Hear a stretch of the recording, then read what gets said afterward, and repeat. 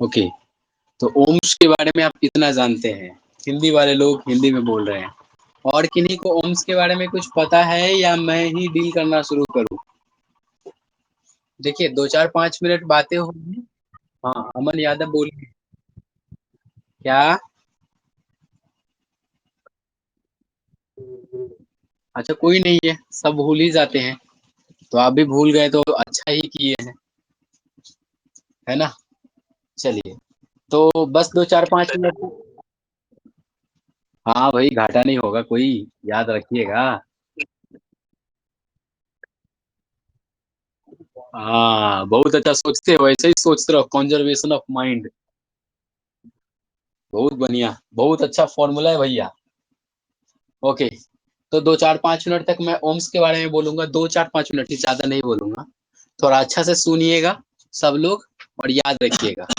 देखिए, जब बातें इलेक्ट्रिसिटी की होती है, तो ओम्स लॉ आता है। ओम्स बस थोड़ा बहुत नहीं, हद तक इलेक्ट्रिसिटी में सर्किट को डील करने के लिए या सर्किट को डील करने में हेल्प करता है। अब कैसे सर्किट को डील करने में हेल्प करता है और इन्होंने क्या बताया था और इनकी लॉ एक्चुअल में क्या थी और इनका लॉ कहाँ तक लिमिटेड था, मतलब वैलिडिटी कहाँ तक थी, ये सभी चीजें हम लोग थोड़ा बस डिस्कस करेंगे 2 4 5 मिनट में। तो देखिए, ओम्स लॉ की बातें अगर हम करते हैं, तो आप इलेक्ट्रिसिटी में कुछ ऐसे टर्म्स हैं जिसे अच्छे से जानते हैं। देखिए सभी लोग ध्यान से सुनिए, और थोड़ा उधर बैठ जाओ ना, आपका चेहरा दिखना चाहिए। नहीं दिखते हैं ना, मेरे कैमरा के सामने आ रहे हैं आप। हाँ ठीक है, चलिए। तो ओम्स लॉ की अगर बातें होती हैं, तो कुछ ऐसे टॉपिक को अच्छा से मतलब आपको डिमाइंड करना पड़ता है। कुछ ऐसे टॉपिक हैं जिसे आपको उसके बारे में पता होना चाहिए होता है। जैसे टॉपिक होता है, अगर आप इलेक्ट्रिसिटी को पढ़ रहे हैं, तो इलेक्ट्रिसिटी में कुछ टॉपिक बड़ा फेमस होता है। जैसे होता है करंट, ध्यान से समझिए, करंट बड़ा फेमस टॉपिक होता है। ठीक, उसके बाद voltage, voltage actual, potential difference, potential difference बड़ा फेमस टॉपिक होता है। और रेजिस्टेंस, ये भी बड़ा फेमस टॉपिक होता है। यानी ये 3 टॉपिक जो आपको इलेक्ट्रिसिटी में पढ़ने होते हैं, अगर आप इलेक्ट्रिसिटी पढ़ रहे हो और ये 3 टॉपिक अगर आपने नहीं पढ़ा, मतलब आपने इलेक्ट्रिसिटी को हमें लगता है कि नहीं पढ़ा। ठीक, तो इलेक्ट्रिसिटी में करंट, पोटेंशियल डिफरेंस और रेजिस्टेंस, ये 3 अलग अलग टॉपिक होते हैं। ठीक, रेजिस्टेंस का मतलब आपको पता है, पोटेंशियल डिफरेंस का मतलब आपको पता है, और करंट का मतलब भी अब आपको पता है कि किसी भी कंडक्टर में अगर चार्ज कोई टाइम के रिस्पेक्ट में अगर एक पॉइंट से दूसरे पॉइंट तक फ्लो करता है, तो करंट होता है, मतलब उसको हम करंट नाम देते हैं। यही कुछ चीज है ना जो आप जान रहे हैं। थोड़ा ध्यान से समझिए। तो फर्स्ट टाइम, अब थोड़ा बातें हम लोग करेंगे। तो फर्स्ट टाइम, सबसे पहले बार किसी व्यक्ति को ऐसा लगा, ध्यान से समझिए, किसी व्यक्ति को ऐसा लगा कि भैया पोटेंशियल डिफरेंस, यानी सबसे पहले किसी व्यक्ति को लगा कि पोटेंशियल डिफरेंस और करंट में कोई ना कोई रिलेशन हो सकता है। जैसे इससे पहले लोगों को लगता था कि पोटेंशियल डिफरेंस और करंट ये अलग अलग क्वांटिटीज हैं, इस दोनों में कोई रिलेशन नहीं है, ऐसा लोगों को क्या कर लग रहा था, लगता था। लेकिन आफ्टर ऑल एक व्यक्ति आया जिनका नाम था जॉर्ज साइमन ओम। जॉर्ज इनका टोटल नाम है, और टोटल नाम से ज्यादा फायदा नहीं होता है, लेकिन आप सुन लो तो नुकसान भी नहीं होता है। तो जॉर्ज साइमन ओम नाम का व्यक्ति, जो जर्मन का शायद रहने वाले थे, जर्मनी का, तो उन्हें पहले बार ये आइडिया आया कि भैया पोटेंशियल डिफरेंस और करंट में कोई रिलेशन हो सकता है। ठीक, और उन्होंने इस पोटेंशियल डिफरेंस और करंट में एक रिलेशन स्टैब्लिश करा और लोगों के सामने में रिप्रेजेंट किया। ये जो रिलेशन था पोटेंशियल डिफरेंस और करंट में, ये बहुत ही ज्यादा अच्छे रिलेशन निकाल के उन्होंने दिया, और ये काफी इजी थे। तो याद करने में ना तो आपको ज्यादा मेहनत करने की जरूरत पड़ेगी, ना तो कोई मुसीबत होगा, है ना? तो फर्स्ट टाइम, सबसे पहले बार किसी व्यक्ति ने करंट और पोटेंशियल डिफरेंस में क्या बताया, कोई रिलेशन बताया। ठीक है, कोई रिलेशन बताया, जो आप हमेशा याद रखिएगा। ओम्स लॉ एक्चुअल में पोटेंशियल डिफरेंस और करंट में एक रिलेशन बताता है। पोटेंशियल डिफरेंस और रेजिस्टेंस क्या दो अलग अलग क्वांटिटी हैं और दो अलग अलग जगहों पे या दो अलग अलग केसेस में ये क्रिएट होते हैं या एक ही जगह होते हैं? तो सर ये करंट, रेजिस्टेंस और पोटेंशियल डिफरेंस सभी एक ही जगह क्रिएट होता है। जैसे ध्यान से समझिए, जैसे मान लीजिए कि ये कोई सर्किट है जिसमें हमने एक रजिस्टर लगा दिया। ध्यान से समझिए, ये कोई रजिस्टर है, सॉरी ये कोई सर्किट है जिसमें हमने आर नाम की कोई रेजिस्टेंस लगा दिया, ठीक। अब ये टर्मिनल ए है और ये टर्मिनल बी है, मतलब एक तार में, एक वायर में हमने क्या कर दिया, एक रजिस्टर को कनेक्ट कर दिया। वो रजिस्टर बल्ब भी हो सकता है, कुछ भी हो सकता है, तो मैंने कनेक्ट कर दिया, राइट।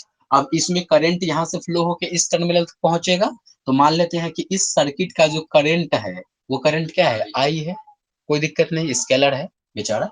अब इस टर्मिनल से इस टर्मिनल तक के बीच का जो पोटेंशियल डिफरेंस है वो पोटेंशियल डिफरेंस मानते हैं वी है, ठीक है।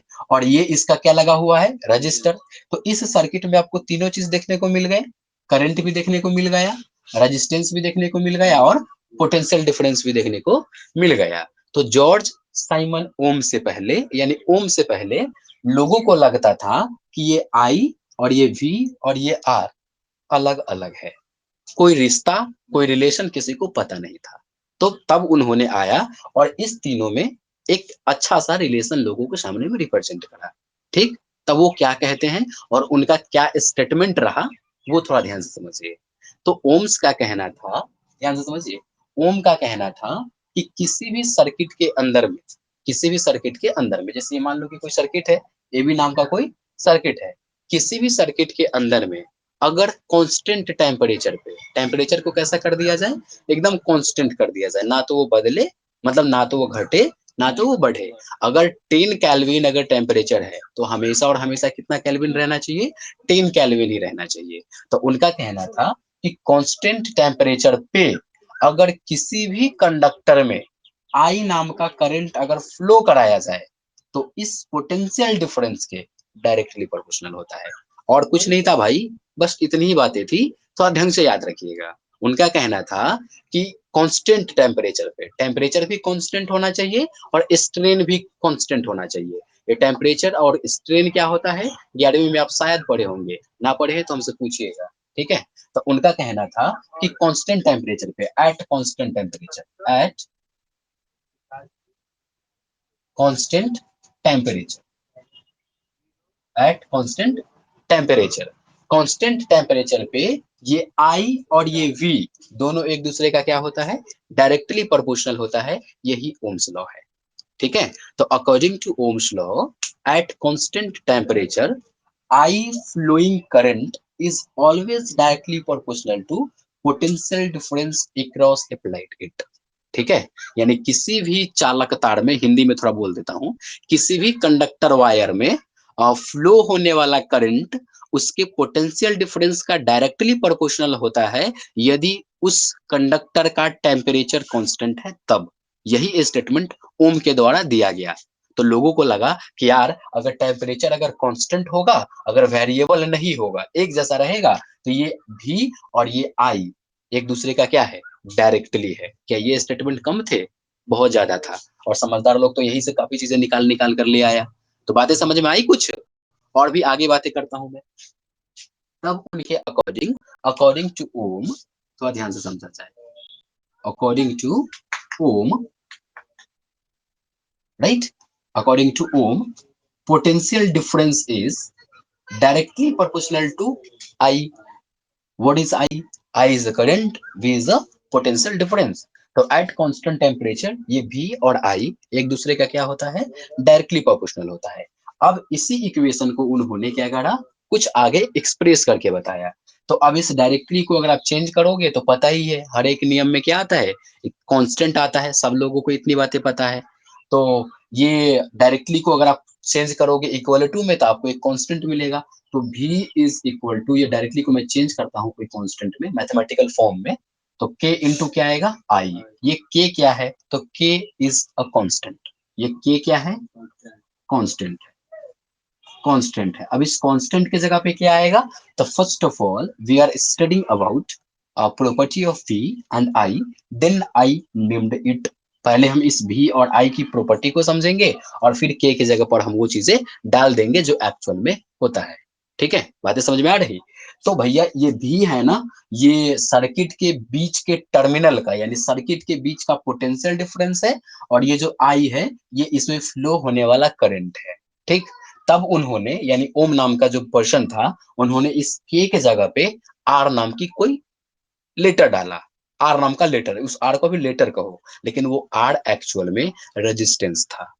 ठीक है, जिस रेजिस्टेंस के बारे में आप क्या कर चुके हो, पढ़ चुके हो। मैं पहले रेजिस्टेंस को इसलिए पढ़ा दिया क्योंकि मैं जब भी बातें रेजिस्टेंस का करूंगा तो वो चीजें आपके समझ में आनी चाहिए। ठीक है, सभी लोग थोड़ा ध्यान से समझिए। तो इस आर के जगह पे क्या होगा, रेजिस्टेंस होगा। तो वेयर, हाँ ठीक, सॉरी, के की जगह पे क्या होगा, रेजिस्टेंस आर होगा। तो ये जो के है ना, ये कांस्टेंट ऑफ प्रोपोर्शनलिटी है। कांस्टेंट ऑफ, यहीं पे लिख देता हूँ, कांस्टेंट ऑफ प्रोपोर्शनलिटी,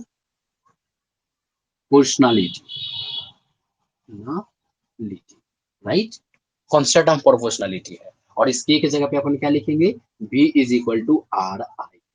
ठीक है, यही है Ohm's law, v is equal to R I. तब जाके फाइनली एक स्टेटमेंट निकल के आता है कि किसी भी सर्किट में फ्लो होने वाला और क्रिएट होने वाला पोटेंशियल डिफरेंस, ध्यान से समझना और ध्यान से याद रखना सभी लोग, किसी भी सर्किट में फ्लो होने वाला करंट और उसमें अपोज करने वाला रेजिस्टेंस, ध्यान से समझिए, किसी भी सर्किट में फ्लो होने वाला करंट और उसमें अपोज करने वाला रेजिस्टेंस क्रिएट पोटेंशियल डिफरेंस का डायरेक्टली प्रोपोर्शनल होता है। ठीक, अब ये नई चीजें भी निकल के आ गई। भी आई का डायरेक्टली प्रोपोर्शनल है eight constant temperature, eight constant temperature, लेकिन आर भी का क्या है, डायरेक्टली प्रोपोर्शनल है। अब ये आर भी इसके डायरेक्ट हैं और आई भी डायरेक्ट है, यानी किसी भी सर्किट में अगर आप पोटेंशियल डिफरेंस की वैल्यू बढ़ा दो, ध्यान से समझिए, अगर किसी भी सर्किट में अगर आप पोटेंशियल डिफरेंस की वैल्यू बढ़ाओ तो उसमें आर की भी वैल्यू बढ़ जाएगा और आई की भी वैल्यू बढ़ जाएगा। ठीक है, यहां से अगर आप यहां से आर की वैल्यू निकालना चाहो, आर की वैल्यू निकालना चाहो, ये बातें मैं पहले भी आपको थोड़ा बहुत बताया हूँ जब रेजिस्टेंस पढ़ा रहे थे। तो अगर यहाँ से आप आर की वैल्यू निकालना चाहो तो आ जाएगा v by I is equal to R, है ना। ये आर हमेशा v के डायरेक्टली प्रोपोर्शनल होता है, हमेशा, है ना। ये जो पोटेंशियल डिफरेंस है ये इस रेजिस्टेंस का हमेशा डायरेक्टली प्रोपोर्शनल होता है। अगर रेजिस्टेंस की वैल्यू अगर घटेगा तो पोटेंशियल डिफरेंस की वैल्यू भी घट जाएगा, अगर इसकी वैल्यू अगर बढ़ेगा तो इसकी भी वैल्यू बढ़ जाएगा, लेकिन इस बेचारी की वैल्यू हर एक केस में नहीं बढ़ेगा। अगर आई की वैल्यू बढ़ा तो भी की वैल्यू बढ़ेगा, आर की वैल्यू घट जाएगा, क्योंकि ये दोनों एक दूसरे का क्या है, इनवर्सली है।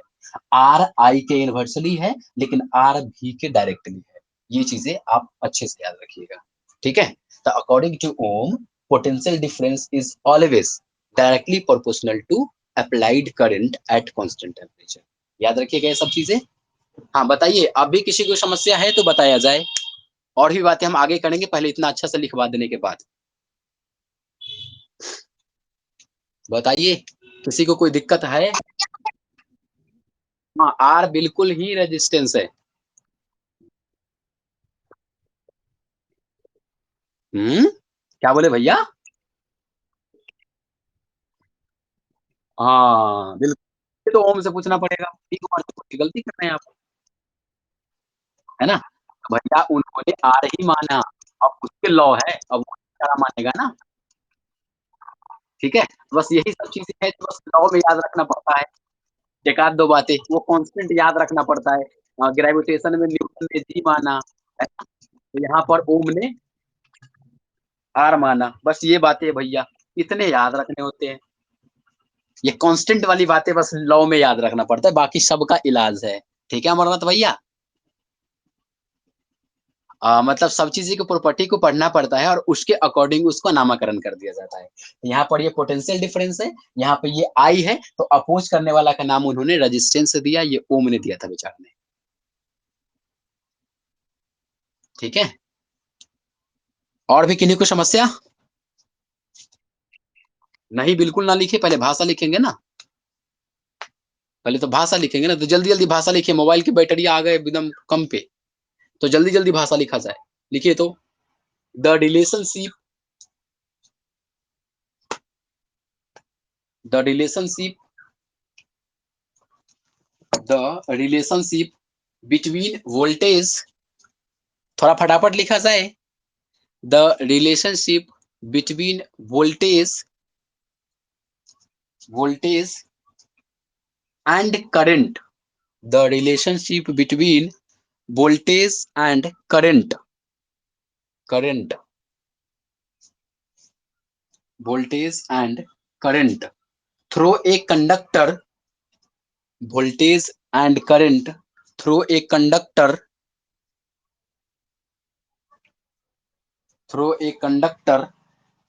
was first discovered, through a conductor was first discovered first discovered first discovered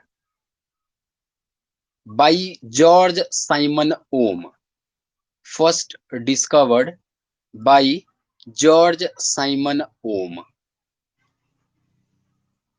ठीक है, हाँ, first discovered by George Simon Ohm, direct Ohm लिख लो ना भाई, अगर जॉर्ज साइमन ओम ना लिख सकते तो, जॉर्ज साइमन ओम, ठीक है, हाँ। तो ये वोल्टेज में और करंट में जो सबसे पहले रिलेशन दिया वो कौन था? ओम था। ये भी आपसे पूछे जाते हैं कभी कभार, है ना। तो आई में और वी में जो सबसे पहले रिलेशन आपको दिया वो कोई और नहीं, जॉर्ज साइमन ओम थे। अब भैया ये ओम का स्टेटमेंट लिखो कि ये क्या बताएं एक्चुअल में। तो लिखा जाए तो अकॉर्डिंग टू ओम, अब स्टेटमेंट लिखिए, कोई बेचारा बताए क्या, लिखिए तो according to Ohm at constant temperature, according to Ohm at constant temperature, at constant temperature, at constant temperature the current I flowing, फिर से बोल देता हूं, according to ohm at constant temperature the current I flowing through a conductor, the current I flowing through a conductor is directly proportional to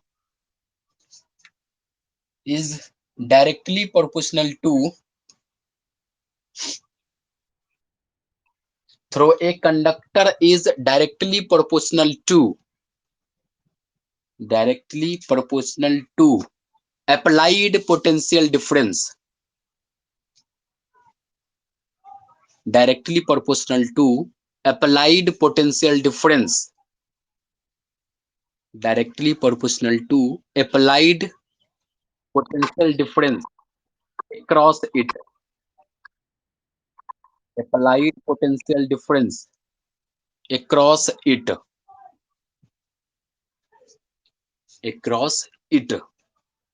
ठीक है, दिख गया, भाषा वगैरह थोड़ा लिख लिए, अब छाप दिया जाए।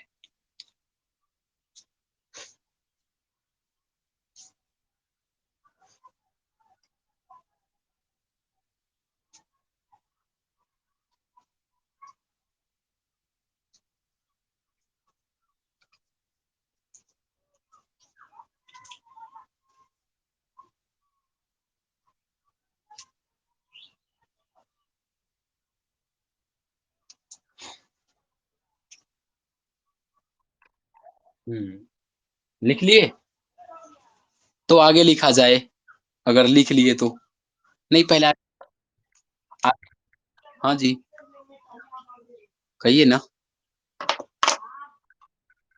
अभी नोट नहीं किए, अच्छा किए हैं,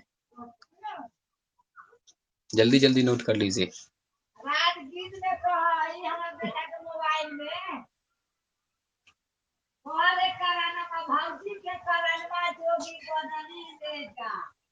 वाह, हाँ, एक आंटी है जिसके बेटे के मोबाइल में एक गाना चल गए थे, वही गा रही है बेचारी।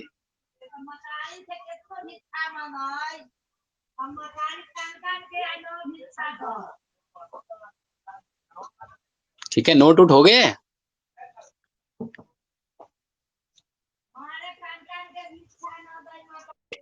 हाँ चलिए, तो दो तीन स्टेटमेंट ही हमेशा परमजीत ओम्स में याद रखना पड़ता है। भी हमेशा आई का डायरेक्टली प्रोपोर्शनल होता है, ठीक ना, अगर टेम्परेचर कांस्टेंट है तब। अगर टेम्परेचर कांस्टेंट नहीं रहेगा तब भैया ये भी और आई एक दूसरे का डायरेक्टली प्रोपोर्शनल नहीं होता है। हम ये चीजें लिमिटेशन में पढ़ेंगे, जब हम लिमिटेशन ऑफ ओम्स पढ़ेंगे, ठीक है, एक टॉपिक वो निकल के आएगा, मैं इसके बाद वो टॉपिक ही पढ़ाऊंगा। लेकिन थोड़ा सा बातें हम आपको और भी बताना चाहेंगे ओम्स में, जो आप याद रखिएगा, क्योंकि आप इस सब बातों को आसानी से भूल जाते हैं। तो आप न भूले, इसके लिए ये बातें याद रखा जाए। ये तीन टॉपिक जो मैंने बोर्ड पे लिखे, अकॉर्डिंग टू ओम, ये भी और ये आई दोनों तो एक दूसरे का डायरेक्टली है। मतलब अगर सर्किट में इसकी वैल्यू बढ़ा तो भैया ये भी क्या होगा, बढ़ेगा। अगर सर्किट में आई की वैल्यू बढ़ा तो इसकी भी वैल्यू बढ़ेगा। लेकिन आई के वैल्यू बढ़ने से इस बेचारे की वैल्यू घट जाएगा, ठीक है, क्योंकि ये आर और आई एक दूसरे का इनवर्सली होता है। देखो आर ऊपर है, आई नीचे है, तो ये आर और आई एक दूसरे का इनवर्सली होता है। तो इसके बढ़ने से पोटेंशियल डिफरेंस तो बढ़ेगा, लेकिन भैया ये घट जाएगा, ठीक है।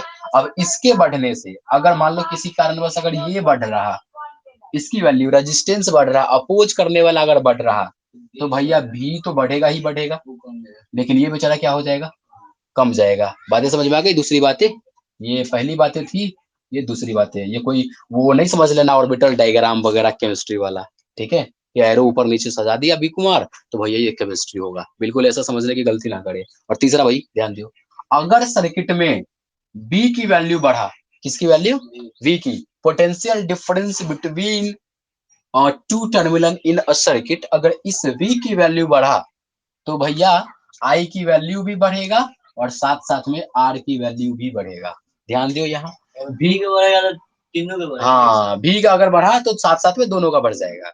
तो देखो भी is directly proportional to R I, ये तो दोनों का दोनों डायरेक्ट है ना।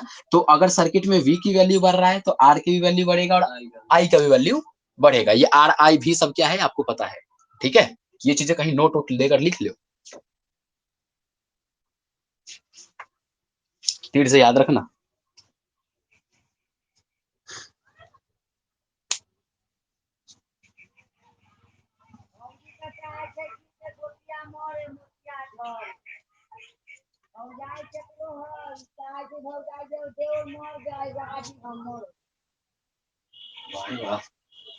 बात बता रहा,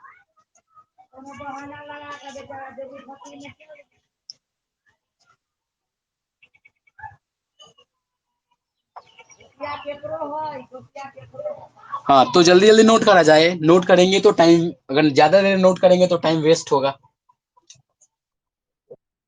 चलिए बहुत बढ़िया। अब थोड़ा ग्राफिकल रिप्रेजेंटेशन देख लिया जाए। इस लॉ का ना एक ग्राफिकल रिप्रेजेंटेशन आता है, आपसे कभी कभार पूछ लेता रहता है कि भैया ओम्स का ग्राफिकल रिप्रेजेंटेशन बताया जाए। तो उस वक्त आपको दिक्कत ना लगे, इसके लिए मैं बता देना चाहूंगा। ग्राफिकल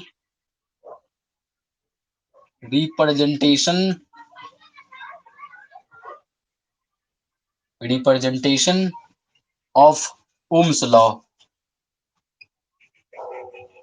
ओम्स लॉ बस चुपचाप बनाऊंगा। स्लोप वगैरह या कार्टेशियन प्लेन वगैरह कुछ बोलूंगा नहीं मैं यहाँ पे, क्योंकि मैथ सब अच्छे से पढ़े हैं। और मैं, मुझे लगता है कि अगर मैं ग्राफ यहाँ पर अगर नोट भी करा तो शायद लोग अच्छा से समझ जाएंगे, ऐसा मुझे विश्वास है। जिसे भी समझ में ना आएगा भैया हमसे पूछिएगा।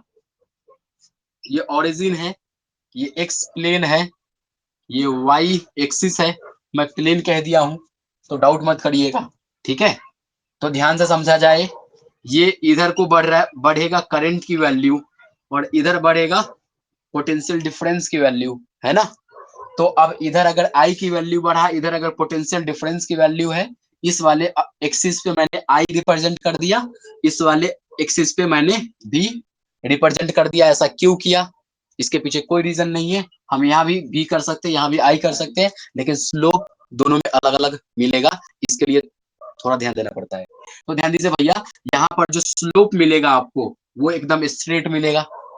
काय को स्ट्रेट मिलेगा, जितनी वैल्यू करंट का बढ़ेगा, अगर टेम्परेचर एट कांस्टेंट, मैं यहां भी लिख देता हूं, eight constant temperature, eight constant temperature.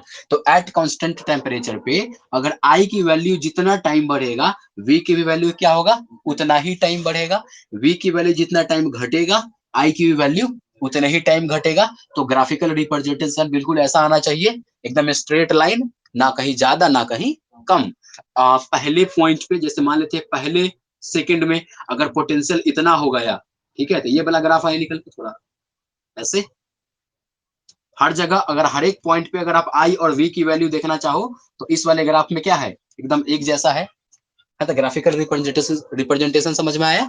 यहाँ पर जो स्लोप मिलेगा, ध्यान से समझिए, यहाँ पर जो स्लोप मिलेगा इस वाले एक्सिस और इस वाले स्लोप के बीच में, ये जो आपको स्लोप मिलेगा यहाँ पे, मैथमेटिक्स थोड़ा समझिए, है ना, पढ़े हुईएगा हमको लगता है 3D, तो वहां पे आपको पढ़ाया गया होगा, तो ध्यान से समझा जाए। यहाँ पर जो थीटा बनेंगे यानी स्लोप जो बनेगा, वो स्लोप एक्चुअली बनेगा tan थीटा नाम का, ठीक है। और इस tan थीटा की जगह पे क्या आ जाएगा, v by I, v by आई, और ये v बाई आई किसके इक्वल टू में होगा, r के इक्वल टू में, ठीक है। तो यहाँ पर जो क्रिएट होता है वो कौन सा क्रिएट होता है, रेजिस्टेंस क्रिएट होता है। बात समझ में आ रहा, इसको अच्छे से नोट करा जाए। एक, हाँ जी,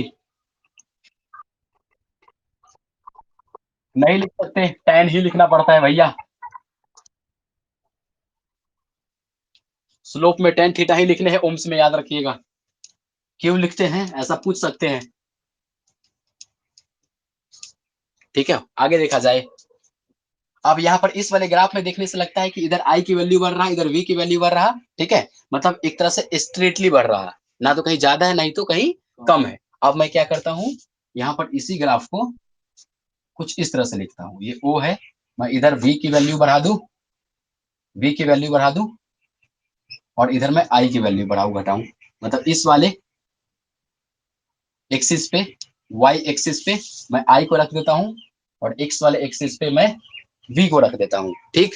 और फिर मैं इसका ग्राफिकल रिप्रेजेंटेशन करता हूँ, तो भी स्लोप वैसा ही आएगा। लेकिन यहाँ पर जो रेजिस्टेंस की वैल्यू मिलेगा, आर की जो वैल्यू मिलेगा tan थीटा, वो tan थीटा एक्चुअल हमें मिलेगा 1/r, 1/r, ठीक है। लेकिन ध्यान दीजिए, क्योंकि इधर करंट की वैल्यू बढ़ रहा, तो करंट की वैल्यू अगर ऊपर की तरफ बढ़ेगा तो रेजिस्टेंस की वैल्यू तो घटेगा ना। अरे ना आया, आया। अब देखो यहाँ पर आई बढ़ेगा, आई बढ़ेगा तो रेजिस्टेंस क्या होगा, घटेगा, तो यहाँ पर स्लोप मिलेगा हमको 1/r, स्लोप मिलेगा 1/r, ठीक है। v के साथ तो कोई लोचा ही नहीं है। यहाँ पर देखिए, अब यहाँ पर करंट इधर की तरफ जा रहा था, v इधर की तरफ जा रहा था, तो मैंने यहाँ पर जो स्लोप लिखा मैंने r लिख दिया, ठीक है। दोनों का बढ़ रहा था एक साथ, हाँ r और v है, हाँ हाँ बिल्कुल।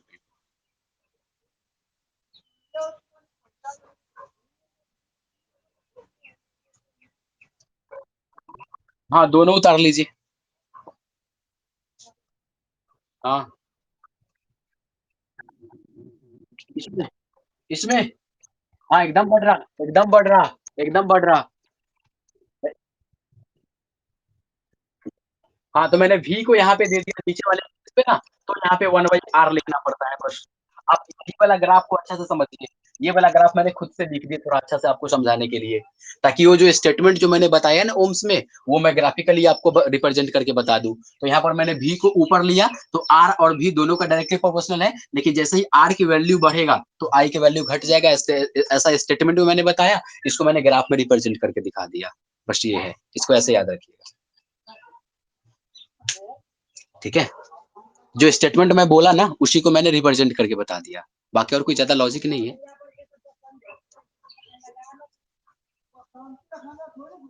ठीक है।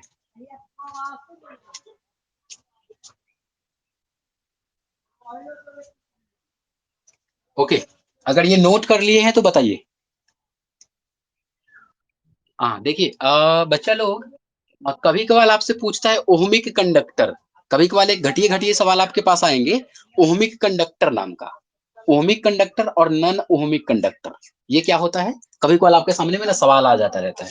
तो मैं उस ओहमिक और नॉन ओहमिक के बारे में थोड़ा सा लॉजिक है जो मैं आपको बताना चाहूंगा। आपसे कभी कभार पूछा जाता है ओहमिक कंडक्टर और non ohmic conductor, ohmic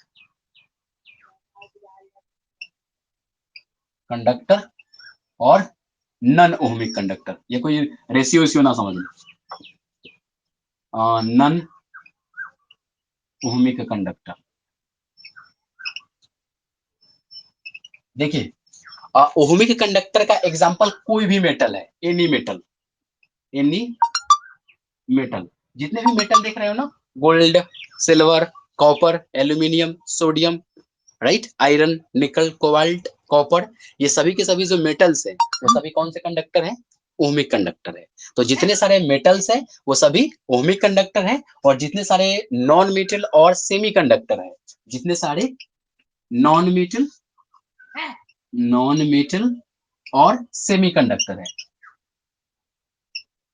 semi conductor devices यानी सेमी कंडक्टर, वो सभी के सभी क्या है? नन ओहमिक कंडक्टर है। तो बस एमसीक्यू टाइप में, ऑब्जेक्टिव टाइप में आपसे क्वेश्चन वगैरह पूछे जाते हैं। 4 ऑप्शन दिया रहेगा, आपसे पूछेगा कि कौन ओहमिक कंडक्टर है, कौन नन ओहमिक कंडक्टर है। बात समझ रहे हैं? समझ में आई? तो जितने सारे मेटल्स है, जितने सारे मेटल्स है वो सभी के सभी क्या है? ओहमिक कंडक्टर है, और जितने सारे सेमी कंडक्टर और नॉन मेटल है वो सभी के सभी क्या है? नन ओहमिक कंडक्टर है। बातें समझ रहे हैं? हाँ, तो अब हम आपको बताना चाहेंगे जो जितने सारे मेटल्स है ना, वो सभी ओहमिक कंडक्टर है, मतलब ये ओम के लॉ को फॉलो करता है। ठीक, ओम के लॉ को क्या करता है? फॉलो करता है। वहां पे अगर किसी भी मेटल्स प्लेट में अगर आप करंट को फ्लो करोगे एट कांस्टेंट टेम्परेचर पे, तो पोटेंशियल डिफरेंस दोनों के डायरेक्टली प्रोपोर्शनल होते हैं। लेकिन अगर यहाँ पर अगर आप टेम्परेचर को कांस्टेंट भी कर दोगे ना सेमीकंडक्टर में और नॉन मेटल में, तो यहाँ पर करंट तो फ्लो ही नहीं होगा भाई, तो पोटेंशियल का डिफरेंस कहाँ से आएगा? है ना? बातें समझ रहे हैं? और यहाँ पर अगर करंट अगर फ्लो भी होगा तो यहाँ पर एक पोटेंशियल डिफरेंस एक दूसरे का डायरेक्टली प्रोपोर्शनल नहीं होता है सेमीकंडक्टर डिवाइसेस में, क्योंकि सेमीकंडक्टर डिवाइसेस में नॉन मेटल की भी प्रॉपर्टी होती है, तो वो करंट को और पोटेंशियल डिफरेंस को डिस्टर्ब करता है। उसकी प्रॉपर्टी, उसकी खुद की प्रॉपर्टी, कोई दूसरा नहीं। बातें समझ रहे हैं? क्या जी? कोई भी मेटल्स अभी, हाँ हाँ, बस बस, जितने सारे जो मेटल्स है ना, वो सभी मेटल्स का नाम ही दे दी गया ओमिक कंडक्टर। बैटरिया डेड होने का या फोन का क्लास खत्म होगा आप लोगों का। हाँ, तो बातें समझ में आई स्मृति? जितने सारे मेटल्स आप देख रहे हो ना, वो मेटल्स एक्चुअल में ओमिक कंडक्टर है। वो ओमिक कंडक्टर इसलिए है क्योंकि उसमें जो आई करंट फ्लो किया जाता है एट कांस्टेंट टेम्परेचर पे, तो उसका पोटेंशियल डिफरेंस हर एक जगह सेम होता है। काहे को होता है? क्योंकि वो इक्विपोटेंशियल सरफेस है। आप पढ़े थे ऑफलाइन क्लासेस में, याद होगा आपको। कोई भी मेटल इक्विपोटेंशियल सरफेस है, तो इक्विपोटेंशियल सरफेस है तो भैया अगर पोटेंशियल का डिफरेंस अगर सेम है तो कंडक्टर के हर एक पार्ट पे तो करंट भी सेम होगा। याद आया आपको? और किसी को याद ना होगा यार ये इक्विपोटेंशियल सरफेस। अगर सरफेस, अगर कोई भी कंडक्टर अगर इक्विपोटेंशियल सरफेस है, तो हर जगह अगर पोटेंशियल का डिफरेंस अगर एक जैसा है, तो फिर वहां पे आई भी सब जगह एक जैसा है। अब तार में थोड़ी ना कह सकते हैं अगर कोई एल्यूमिनियम का तार है तो यहाँ पर इस वाले पॉइंट पे ज्यादा करंट है और इस वाले पॉइंट पर कम करंट है, ऐसे होगा तो भैया तो बड़ा दिक्कत ही हो जाएगा। हाँ बिल्कुल, हर जगह सेम ही रहता है। ठीक, ये बोल रहा था मैं। तो जितने सारे मेटल से सब ओमिक, जितने सारे सेमीकंडक्टर और नॉन मेटल सब नन ओमिक। तो ओम्स लॉ को फॉलो करता है ओनली मेटल्स, नॉन मेटल्स नहीं, या सेमीकंडक्टर नहीं। इसे ये सब याद रखना है। ठीक, आगे का टॉपिक लिख लिया जाए। एक घटिया टॉपिक है। मैं चाहूं तो ये बातें इसी में बता सकता हूं, लेकिन नहीं बताऊंगा। वो कभी कभी एग्जाम में अलग से पूछे जाते हैं, तो अलग से पूछे जाते हैं तो मेरा भी मन कर रहा कि मैं उसे अलग ही पढ़ाऊं।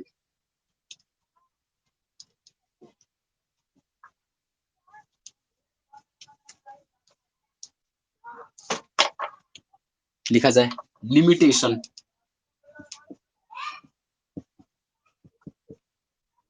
लिमिटेशन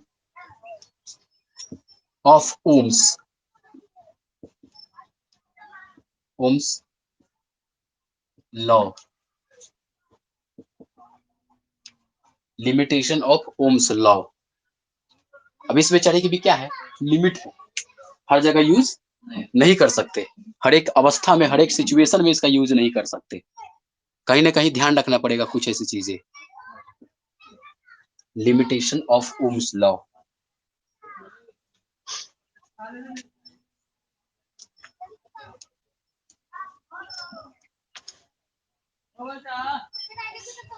ठीक है, दो बातें याद रखिएगा लिमिटेशन ऑफ ओम्स लॉ में, और पूछे भी तो यही दो बातें लिखिएगा।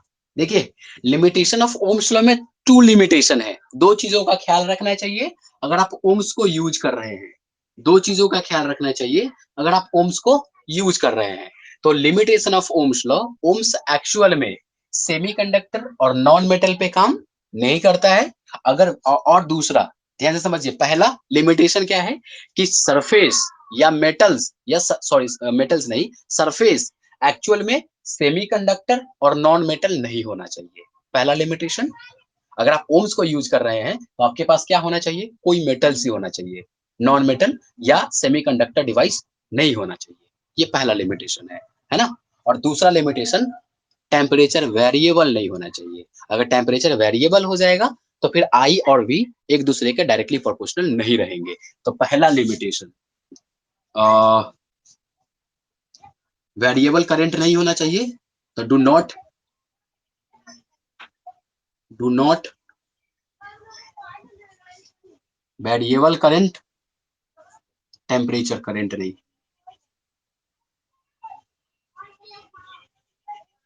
टेम्परेचर। ठीक है। और दूसरा, नॉट, भाषा इधर उधर हो सकता है, डू नॉट सेमीकंडक्टर, सेमीकंडक्टर और non metal devices, non metal devices. ठीक है। तो यही दो लिमिट है कि आप टेम्परेचर वेरिएबल नहीं रख सकते और कोई भी सेमीकंडक्टर को यूज नहीं कर सकते, वहां पे ओम्स का लॉ काम ही नहीं करेगा। In in this two situation ohms does not capable to doing work. हाँ बिल्कुल कर जाएगा, नॉन मेटल पे काम नहीं करेगा।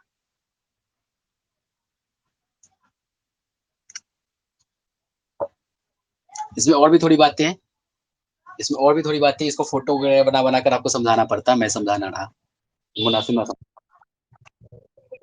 क्या बताऊं, क्या फिर से बताऊं। ओम्स दो सिचुएशन में काम नहीं करेगा। पहला सिचुएशन, टेम्परेचर वेरिएबल नहीं होना चाहिए, वो हमेशा कांस्टेंट ही होना चाहिए, तभी काम करेगा। टेम्परेचर को वेरिएबल कर दोगे, कभी 10, कभी 11, कभी 15, कभी 20 केल्विन होता रहेगा, ओम्स का सही सही वैल्यू नहीं मिल पाएगा, बेचारा फेल हो जाएगा। ठीक है, ये पहली शर्त है।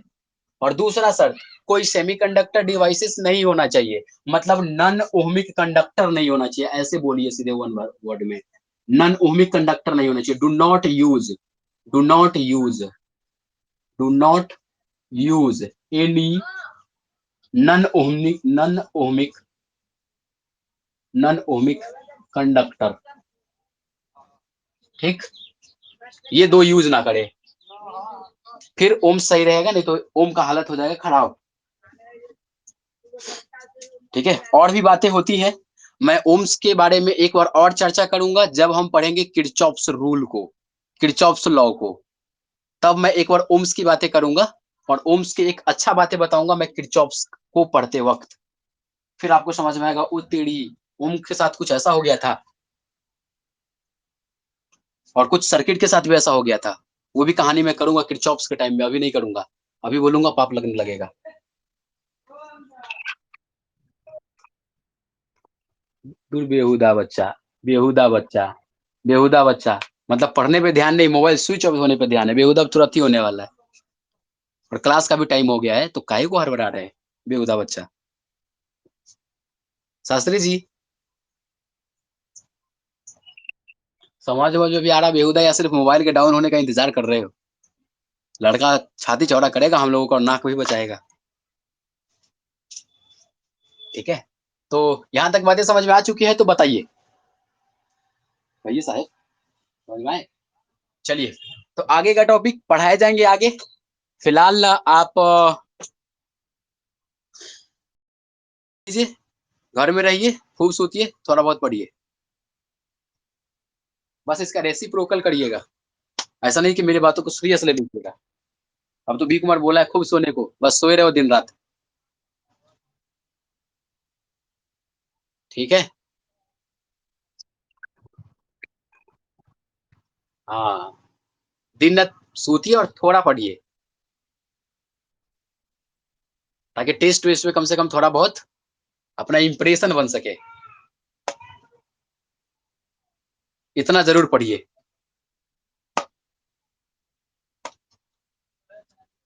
और कुछ करना चाहते हैं तो थोड़ा मन लगा कर पढ़िए, कुछ ना करना चाहते हैं तो थोड़ा बहुत पढ़िए। जीवन में पढ़ाई से कुछ चाहिए तो भी थोड़ा मतलब पढ़िए, और कुछ नहीं चाहिए, केवल मतलब के लिए पढ़ रहे हैं कि भैया घड़ी कब खत्म हो रहा, तब तो फिर थोड़ा बहुत भी पढ़िएगा तो काम चल जाएगा। लेकिन अगर कुछ करने के लिए पढ़ना है तो पढ़ना ही पड़ेगा। ठीक है? तो ठीक है, मिलिए फिर, अगर सब चीज ठीक ठाक रहा तो कल। कट जाइए सभी लोग।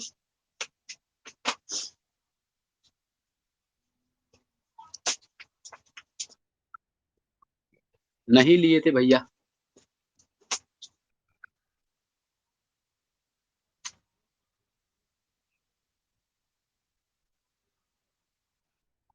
हाँ जी।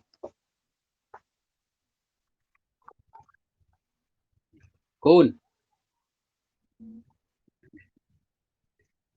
हाँ हाँ। कहाँ? कहाँ? कैसा क्लास? अच्छा, तो ठीक ही तो है। महापुर में खुलवाया है? महापुर में खुलवाया, महापुर गांव में?